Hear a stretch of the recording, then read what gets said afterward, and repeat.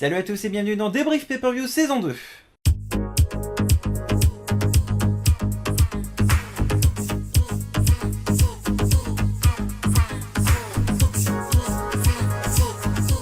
Aujourd'hui dans cette émission, Battleground 2015. Premier match de cette soirée, match d'opener Randy Orton versus Sheamus. Match simple, sans enjeu.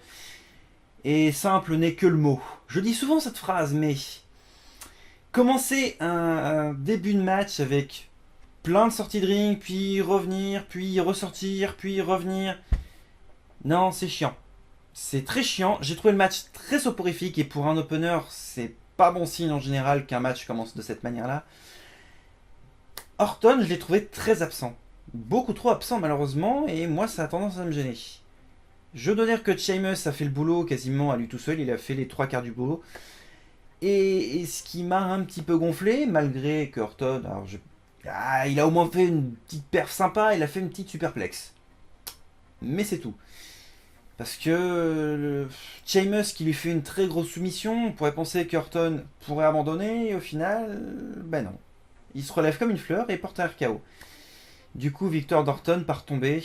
Non, j'ai pas beaucoup aimé ce match. 5 sur 10. Second match de cette soirée, match pour les titres tag, Primetime Players versus New Day. Alors, j'ai quand même constaté une chose, c'est que Titus O'Neil est un putain de bourrin. Au sens positif du terme, hein, j'entends par là. Ce mec est vraiment super. Je pense qu'un jour, s'il fait une carrière solo, j'espère qu'il sera bien mis en avant. Étant donné que c'est le petit protégé de Batista et que Batista est le pote de Triple H, j'espère quand même qu'il sera bien mis en valeur, mais ça m'étonnerait. Hein. Je pense qu'il sera cantonné à du mid-card et franchement, ça restera là.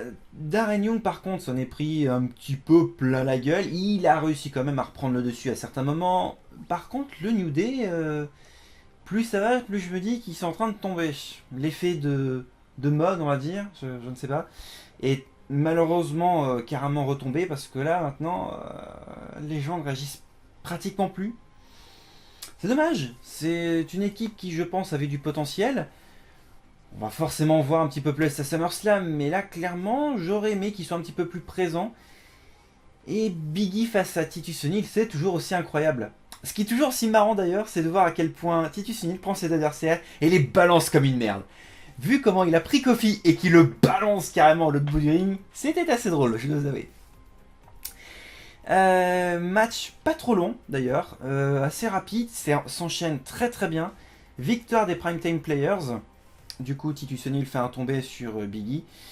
6,5 sur 10, ouais, ça me semble être une bonne note pour un match relativement sympa. Bray Wyatt contre Roman Reigns, c'est le troisième match de ce pay-per-view. Et encore une fois, j'ai l'impression de vivre la même chose qu'avec Orton Sheamus en un petit peu plus amélioré. Il est meilleur que le match d'opener, heureusement. Il faut dire aussi que Bray Wyatt est quelqu'un d'assez charismatique, mais... Un Bray Wyatt très absent ce début de match, et puis d'un coup, c'est le retournement de situation. En gros, c'est Bray Wyatt qui reprend l'avantage, et qui malheureusement, ou plutôt heureusement, je ne sais pas sur quel pied danser malheureusement, en fait garde l'avantage pratiquement tout le match. Et Roman Reigns n'a pratiquement pas fait grand chose, je trouve. Pas de spear, étonnamment. Pas de spear. Et ouais, Superman Punch. C'est. Je critiquais au pire la prise du Cobra de Santino, mais au final, c'est pratiquement la même chose. Hein. On a un tout petit peu plus amélioré, mais. Ouais, quoi, c'est. Et ils essayent d'en faire le nouveau Cena. Hein. Je pense qu'il y a encore un peu de boulot, clairement. Non, c'est. Je sais pas. S'il y a quand même une chose à noter, c'est qu'au final, plusieurs fois, Roman Reigns se fait avoir. Je veux dire, Bray Wyatt se joue de lui. Et amusant de noter que l'intervention d'une personne extérieure sur Roman Reigns, qui du coup Bray Wyatt en profite, et cet homme mystérieux, n'est autre que Eric Rowan, qui... Luke Harper, désolé, j'ai confondu les deux. Luke Harper, oui, le mec avec la barbe noire, pas l'autre chauve rouquin, non, l'autre. Hein.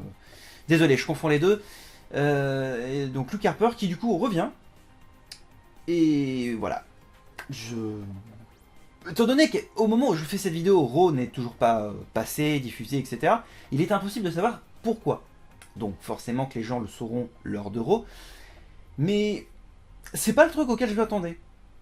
D'après les sites de news, il se pourrait que Bray Wyatt pourrait avoir un match face à Sting à SummerSlam.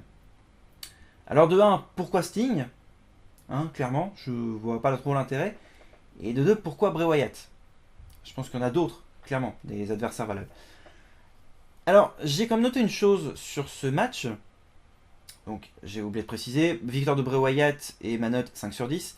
J'ai quand même noté une chose, c'est que ce match, Roman Reigns, Bray Wyatt et Randy Orton Sheamus, sont pour moi des matchs qui traînent en longueur. Et malheureusement, c'est juste pour combler un vide. Sauf que c'est con parce que le vide en question sera comblé quand même avec le match suivant. Parce que à la base, il devait y avoir le match intercontinental et aucun match Diva. Sauf que Ryback blessé, il fallait combler justement le fait de ne pas avoir ce match par un autre match. Et du coup, match suivant. Triple Threat match en Diva. Alors, 3 équipes. Team Page, avec donc du coup Page, logique, Charlotte et Becky Lynch. Team Naomi, alors qui s'appelle Team Bad en fait, c'est à chier comme nom sérieusement, avec Tamina, Naomi et Sasha Banks, et la Team Bella, avec du coup Nikki, Brie et Alicia Fox. Et du coup donc les 3 protagonistes de ce match sont Sasha Banks, Charlotte et Brie Bella. Et je dois dire, vous éclipsez Brie Bella du match, et ça vous donne à peu près la moitié de la qualité de ce qu'on avait à NXT. Ce qui est déjà beaucoup pour le roster principal, je trouve. Et une fois que Brie Bella s'incruste à chaque fois dans les affrontements, ça gâche tout le plaisir. On sent que Brie Bella n'est pas à la hauteur des 2 divas d'NXT. Clairement, la technique, c'est pas son fort. Je veux dire, mix skill, au micro, ça passe, mais en termes de technique, c'est pas son fort. Pour moi, elle a clairement été à la traîne et a traîné le match vers le bas. Et heureusement que Charlotte et Sasha Banks s'étaient déjà affrontés quelques jours avant à NXT, en plus pour le match de NXT Women's. Là, pour le coup, c'est bien de les voir s'affronter, surtout au sein d'un pay-per-view. Mais le problème, le facteur dérangeant, c'est Brie Bella. Elle n'est pas du tout à la hauteur, elle n'est pas du tout au niveau. Je dois dire que le petit segment avec toutes les divas qui du coup sont à l'extérieur du ring est assez sympa. C'est le genre de truc en fait que je verrais plus sur un match tag du coup, sur un match genre un six-man tag ou un truc du genre à peu près, mais pas avec les divas. Et franchement, ça prouve l'évolution du niveau des catcheuses. Je pense que les catcheuses d'NXT apportent un truc, apportent vraiment une fraîcheur supplémentaire, apportent vraiment une expérience nouvelle. Parce qu'il faut quand même se dire que Charlotte est comme la fille d'un des plus grands catcheurs au monde, Ric Flair. Paige et Becky Lynch sont du circuit anglais à la base. Donc forcément, ça aide niveau expérience. Et après, Sasha Banks a aussi engrangé de l'expérience par le biais d'NXT. Donc, par le biais de tout ça, forcément que ça tire le match vers le haut. Que ce soit sur les attitudes, que ce soit avec le micro, que ce soit avec les techniques, etc.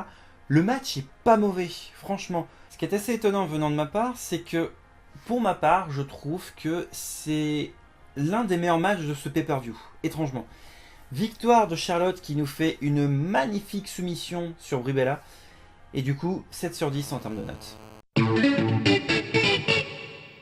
5e match de cette soirée, John Cena versus Kevin Owens. À mon sens, l'autre meilleur match de cette soirée. Et pour cause, là où j'entends souvent dire comme quoi Cena sucks, clairement je ne crois pas. Vraiment avec les performances de ces derniers matchs, avec Kevin Owens, c'est quand même le 3e match en pay-per-view face à Kevin Owens, et le niveau est toujours aussi élevé. Faut quand même se dire que Cena a quand même augmenté son nombre de coups, ce qui est quand même pas rien venant de John Cena, mais c'est surtout que maintenant il fait des DDT, des dropkicks, un Springboard Stunner depuis déjà quelques mois, donc c'est quand même une forme d'évolution sur John Cena. Il devient de plus en plus agressif, technique. Moi personnellement ça ne me dérange pas et au contraire. Le match face à Kevin Owens, hein, appelez-le comme vous voulez, je pourrais l'appeler Roger si vous voulez. Donc le match face à Roger est donc très sympa, technique, bourrin, et surtout il s'enchaîne à une vitesse folle. Je pense sincèrement que le match est un peu en dessous du match précédent, c'est-à-dire de celui de Money in the Bank, de celui d'Elimination Chamber. Le match est forcément en dessous, clairement, mais c'est difficile à expliquer. C'est difficile à expliquer parce que c'est comme le troisième match et là c'était pour un titre. Au bout du compte, j'ai peur qu'un quatrième match s'essouffle. Vraiment, j'ai peur qu'un quatrième match, ça commence à devenir assez redondant. Déjà que John Cena, Rousseff, ça devenait redondant. Et là, j'ai peur que ça devienne redondant comme Cena Lesnar. En 6 mois, on a dû avoir 3 ou 4 Cena Lesnar. Quelque part, c'est gênant. Et là, j'espère qu'ils vont pas faire un quatrième opus. Ou à ce moment-là, en triple threat avec Cesaro, ce qui serait plus agréable, je pense. Le match n'est pas mauvais. Kevin Owens, ou Roger, appelez-le comme vous voulez, n'est pas en reste. Il reste tout de même incroyable. Il a loupé certaines prises, certes. Par contre, il est toujours aussi bourrin et agressif. Et ça, c'est toujours hyper agréable à voir. De ce que j'ai pu comprendre, il n'est même pas au quart de ses capacités qu'il était à Ring of Honor. Et le fait de tenter certaines prises ici, et bien sûr qu'il les loupe, c'est normal. S'il les réussissait, son adversaire serait complètement détruit, quoi. Donc quelque part, c'est un peu normal. Victoire de John Cena par soumission. Ce qui est important de souligner. Et du coup, en note, je dirais 7. Voire même 7,5, tellement le match était vraiment excellent. Main event de cette soirée, Brock Lesnar versus Seth Rollins. Alors, petite chose que j'ai notée, moi j'ai noté 14 souplex. Apparemment, le reste du monde en a compté 13. Je sais pas d'où sort ma 14e souplex, mais bon. Clairement, on va mettre les choses au clair. Brock Lesnar mène le match tout le temps. Seth Rollins n'est pas en reste, il se barre. Non, oui, enfin il se barre dans le match. Se faire attraper par un sprint de Lesnar. Le mec saute par-dessus la barrière, court. Il n'y a pas mieux, franchement, pour le choper. Bon, il arrive quand même à se défendre, hein, Seth Rollins. Hein, il n'est pas non plus hyper faible. Non, non, franchement, il arrive à se défendre. Plutôt bien, même. Mais, parce qu'il y a un mais, il est resté quasiment 10 à 12 minutes de match. Et l'intervention trop soudaine de l'Undertaker. J'ai rien contre l'Undertaker, hein, c'est très bien qu'il intervienne, mais le problème, c'est... Alors je vais donner un autre cas de figure, toujours avec Seth Rollins et toujours en intervention extérieure. En novembre a eu lieu l'apparition de Sting. Quand Sting est apparu, il est apparu du coup dans le match. Enfin, dans le match, voilà, il a filé un petit coup de main à Dolph Ziggler. Mais du coup, le match a continué encore. Là, le truc, avec l'Undertaker, Seth Rollins et l'arbitre ont disparu de la surface du terrain. Et c'est l'Undertaker qui a remplacé tout le monde. Sauf Lesnar. De 1, pourquoi le Taker? De 2, pourquoi maintenant? Pourquoi pas avant? Je veux dire, pourquoi pas l'année dernière à Extreme Rules en Undertaker contre Brock Lesnar en revanche de WrestleMania? Ça aurait été logique, non? Et pourquoi ne pas avoir continué après, au lieu de vraiment insister avec l'Undertaker et ses chocs slam? Limite, c'est maintenant c'est devenu Tombstone City, quoi. C'est même plus Suplex City. C'est bien, mais ça n'apporte rien au match. Moi, la fin m'a déçu. C'est ça le problème. Ça s'arrête trop brutalement avec l'Undertaker. J'aurais voulu que ça continue. Il n'y a même pas eu de fin sur Seth Rollins. On ne sait même pas sa réaction. Comment est-il au niveau physique? Dans quel état est-il niveau, je sais pas, mental, sa réaction sur l'Undertaker? Que dalle! Le pay-per-view s'arrête, on n'a même pas un post-show, même pas un truc sur le network en disant tiens, on a je sais pas, un truc en backstage. Que dalle! Le pay-per-view s'arrête trop brutalement. Moi, quelque part, ça me gêne énormément. J'aurais aimé vraiment que l'Undertaker arrive sur les 5 dernières minutes du match, pas sur les 12 dernières minutes du match. Et malheureusement, le problème, c'est que le pay-per-view se termine trop tôt. Et ça, c'est un gros défaut en ce moment de la WWE ces derniers mois, c'est que les pay-per-views se terminent quasiment 10 à 15 minutes trop tôt. C'est-à-dire que le pay-per-view se termine quasiment à 4h45, 4h50, au lieu de 5h. Après, c'est un détail, je chipote, mais vis-à-vis de l'Undertaker, moi, ça me gêne. C'est-à-dire que vraiment, son apparition, je sais bien que Lesnar a quand même mené les 3 quarts du match et qu'au final,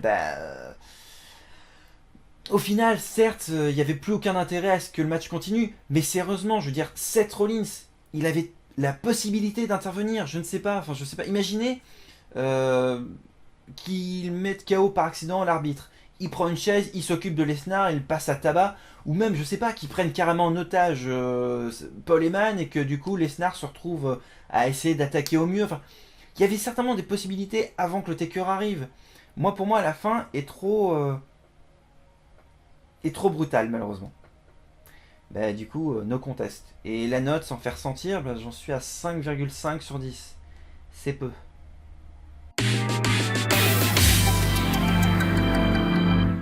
En conclusion, pay-per-view assez mitigé. Mis à part le match de Diva qui était, je pense, un petit peu improvisé, et le match de John Cena, Kevin Owens, ou Roger, à part ces deux-là et le match tag, en fait, on a que la moitié des matchs qui sont acceptables et regardables. Le match d'opener et le match de Roman Reigns contre Bray Wyatt, on sent que c'est des matchs pour tirer sur la longueur, pour avoir la maximum de durée. Là, clairement, non, franchement, pas bon. Un main event pas top, clairement, alors qu'il nous l'avait vendu comme étant un match incroyable. Et d'ailleurs, la question que je me pose, qui sera l'adversaire de Seth Rollins à SummerSlam? Brock Lesnar étant maintenant avec l'Undertaker, tout le monde est déjà en pleine rivalité, alors à moins que c'est le retour de Dean Ambrose, ce qui serait stupide, ou Triple H, vu que c'est le seul du coup. Mais là, je vois pas. Ou Sting. Imaginez Sting. Non, je déconne un peu, mais... Ouais, d'ailleurs, Sting, pourquoi? Non, je plaisante, ce sera pas Sting. Peut-être Dean Ambrose, mais ce sera encore une énième repompe. Quelque part, ça ne me dérangerait pas. Mais bon, bonne question. Je pense que les réponses apparaîtront dans les prochains shows, dans les semaines à venir.